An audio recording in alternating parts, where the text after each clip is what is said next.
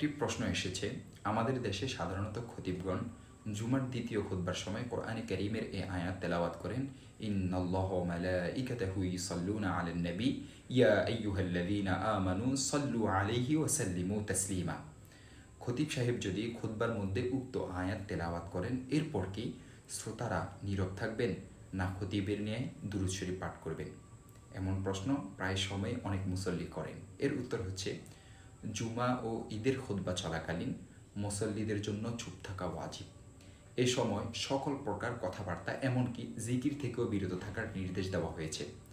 হযরত আব্দুল্লাহ ইবনে আব্বাস রাদিয়াল্লাহু তাআলা আনহুমা থেকে বর্ণিত, তিনি বলেন, ওয়াজাবাল ইনসাতু ফি আরবাআতি মাওয়াতিনা আল জুমআতি ওয়াল ফিতরি ওয়াল আদহা ওয়াল ইস্তিসকা। চারটি স্থানে চুপ থাকা ওয়াজিব: জুমা, ঈদুল ফিত্র, ঈদুল আদহা এবং ইস্তিসকার খুতবার সময়। মুসান্নিফে আব্দুর রাজ্জাক, বর্ণনা 5642। সুতরাং খতিব সাহেব দুরূদ পড়ার নির্দেশনার যে আয়াত রয়েছে, এই আয়াত তেলাওয়াত করলেও মুসল্লিগণ চুপ থাকবে, মুখে উচ্চারণ করে দুরূদ শরীফ পড়বে না, বরং মনোযোগ সহকারে খুতবা শ্রবণ করবে।